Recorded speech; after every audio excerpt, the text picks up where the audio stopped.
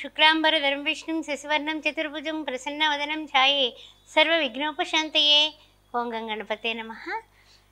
1/6/2025 మాస ఫలాలు కార్యక్రమానికి స్వాగతం. 30/6/2025 వరకు ఈ ద్వాదశ రాశుల వరకు ఏ విధంగా ఉండబోతుందనే విషయాన్ని మనం తెలుసుకుందాం. మరి ముఖ్యంగా గ్రహముల యొక్క సంచారం ఎలా ఉంది అనే విషయాన్ని ఒక్కసారి పరిశీలిద్దాం. మరి చూస్తున్నట్లయితే 7వ తారీఖున కుజుడు సింహరాశిలోకి రాబోతున్నాడు. అదేవిధంగా 7వ తారీఖున బుధుడు చూస్తేనేమో మిథునంలోకి ప్రవేశిస్తాడు. 14వ తారీఖున శని భగవానుడు వక్రంలోకి పడుతున్నాడు. అదేవిధంగా 15వ తారీఖున రవి గారు కూడా మిథునంలోకి వస్తున్నాడు. అదేవిధంగా 23వ తారీఖున బుధుడు కర్కాటకంలోకి ప్రవేశిస్తాడు. ఇది ఈ యొక్క మాసంలో గ్రహాల యొక్క సంచార విధి. ఈ విధి విధానంలో ద్వాదశ రాశుల వారికి ఎలా ఉంటుందనే విషయాన్ని మరి తెలుసుకుందాం. మరి ఓం శ్రీ మాత్రే నమః. ఓం శ్రీ మాత్రే నమః. ఆస్ట్రో భాగ్యలక్ష్మి అనే ఈ ఛానల్ని సబ్స్క్రైబ్ చేశారా? చేయకపోతే వెంటనే చేయండి, మన వాళ్ళందరికీ షేర్ చేయండి. అంతేకాకుండా మీకు జాతక పరిశీలన కోసం, సజెషన్ కోసం, ముహూర్తాల కోసం నన్ను సంప్రదించవచ్చు. అదేవిధంగా చూసినట్లయితే కనుక మనము ఏదైనా కుంభ వివాహం, కదలి వివాహం కావాలన్నా కూడా నన్ను సంప్రదించవచ్చు. జపాలు కానీ లేకపోతే ఇంకా ముఖ్యంగా ఏమిటంటే కనుక కొన్ని విషయాల్లో కొన్ని డౌట్స్ ఉంటూ ఉంటాయి. అలాంటి విషయంలో కూడా ఈ ఆస్ట్రో భాగ్యలక్ష్మి ఛానల్ సబ్స్క్రైబ్ చేసుకోవడం వల్ల కాస్త ఇంచుమించు 2900 వీడియోలు ఉన్నాయి. అందువల్ల ఎనీ డౌట్ క్లారిఫై అయిపోతుంది. తర్వాత ముఖ్యంగా శ్రీ సౌభాగ్య మ్యారేజ్ బ్యూరో ఆల్రెడీ 16 ఏళ్ళు పూర్తయి 17వ సంవత్సరంలో ప్రవేశించాము. అద్భుతంగా జరిగిపోతున్నాయి రోజులు. అందువల్ల మీ ఇంట్లో పెళ్లి కావాల్సిన అమ్మాయిలు కానీ అబ్బాయిలు కానీ ఉంటే నన్ను వెంటనే సంప్రదించవచ్చు. మీ బంధుమిత్రులకు కూడా ఈ విషయాన్ని తెలియజేయండి. ఓం శ్రీ మాత్రే నమః. ఓం శ్రీ మాత్రే నమః. ధనురాశి వారికి స్వాగతం, సుస్వాగతం. ఏ విధంగా ఉండబోతోంది ధనురాశి ఈ మాసంలో ఏ విధంగా జరగబోతున్న విశేషాలు తెలుసుకుందాం. మరి 3వ ఇంట్లో రాహు కనిపిస్తున్నాడు. 4వ ఇంట్లో అర్ధాష్టమ శని భగవానుడు, పంచమంలో చూస్తే శుక్రుడు, షష్టమంలో రవిబుధుల కలయిక, సప్తమంలో గురువుగారు, ఆ తర్వాత అష్టమ కుజుడు. ఎప్పటి వరకు అష్టమ కుజుడు అంటే 7వ తారీఖు వరకు మాత్రమే. ఆ తర్వాత నవమంలో ప్రవేశించబోతున్నాడు. అది ధనురాశి వారు 6వ తారీఖు వరకు ఒకెత్తు, తదుపరి బ్రహ్మాండం అని చెప్పొచ్చు. చూస్తున్నట్లయితే నవమంలో చూస్తే కేతువు కనిపిస్తున్నాడు. సరే, ఏ విధంగా ఉండబోతుంది మాస ఫలాలు కార్యక్రమంలో తెలుసుకుందాం. మరి చూస్తున్నట్లయితే విద్యార్థులారా, మీరు చేసే ప్రతి ప్రయత్నం కూడా అన్ని రకాలుగానే కూడా ముందుకు వెళుతుందని చెప్పొచ్చు. అన్ని రకాలుగానే మీరు అనుకున్నటువంటి కోర్సులే కాదు, మంచి కళాశాలలో సీట్లు వచ్చాయి అనే వార్త ఈ మాసాంతానికి వింటారు. అన్ని శుభాలు జరుగుతాయి.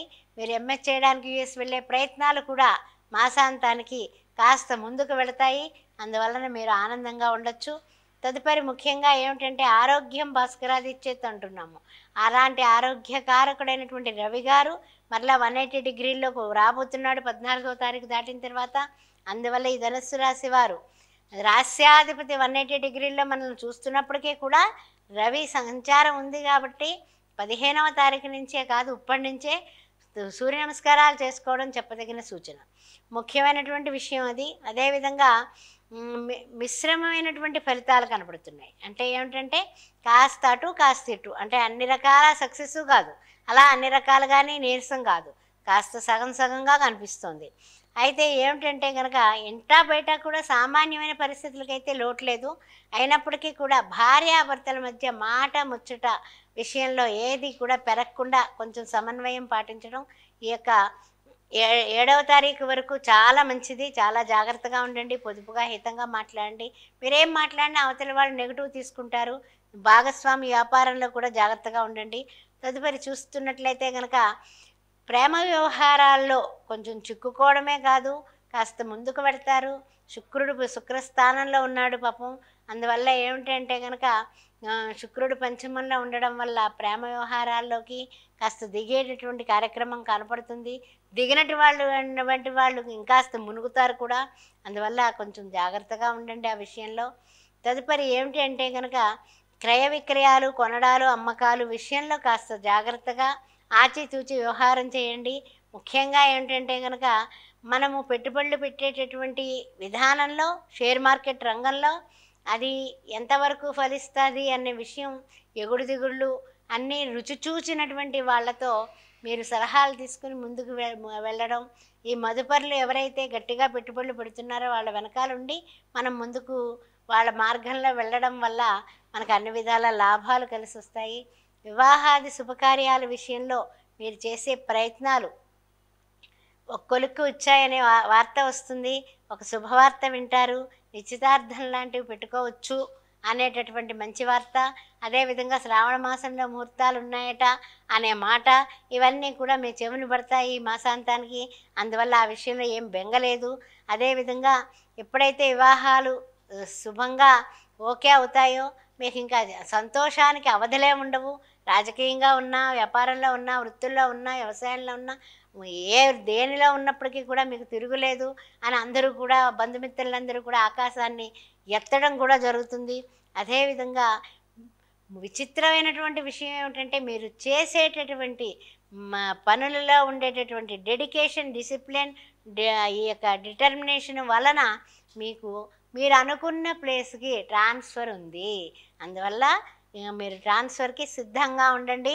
మీరు అనుకున్నటువంటి అకస్మాత్తుగా కాకుండా మీరు అనుకున్న పరిస్థితికే మీకు ట్రాన్స్ఫర్ అవుతుంది. అందువలన ఆ విషయంలో కూడా మీరు పెద్దగా బెంగ పెట్టుకోక్కర్లేదు. మీరు కోరుకున్న ప్లేసే నడుస్తుంది. అందువలన సంతోషంగా ఉండొచ్చు ఈ మాసం అంతా కూడా. కొన్ని జాగ్రత్తలు తీసుకుంటూ మాత్రమే మీరు మంచిగా ఉండండి. అందువలన ఏంటంటే కనుక ఎవరితోటి వాగ్వివాదాలతోటి గొడవలకి వెళ్లకుండా ఉండడం చెప్పదగిన సూచన. ముఖ్యంగా 7వ తారీఖు వరకు. తదుపరి ముఖ్యమైనటువంటి విషయం ఏమిటంటే కొన్ని విషయాల్లో ఇంట్లో వాళ్ళతో సంప్రదించి ముందుకు పెడితే అన్ని విధాల యోగదాయకంగా ఉంటుంది. ఇంట్లో వాళ్ళని కూడా పట్టించుకోండి. మీ సంతానంతో ప్రేమగా ఉండండి. అదేవిధంగా వాళ్ళు ఏం చేస్తున్నారు ఏంటి అనేది ఒక సీతకన్ను వేయడం అనేది చెప్పతగిన సూచన. అంతేగాని వాళ్ళని పట్టించుకోకపోతే మరలా ఏదో విషయాల్లో వాళ్ళు చిక్కుకున్న తర్వాత మీరు బాధపడతారు.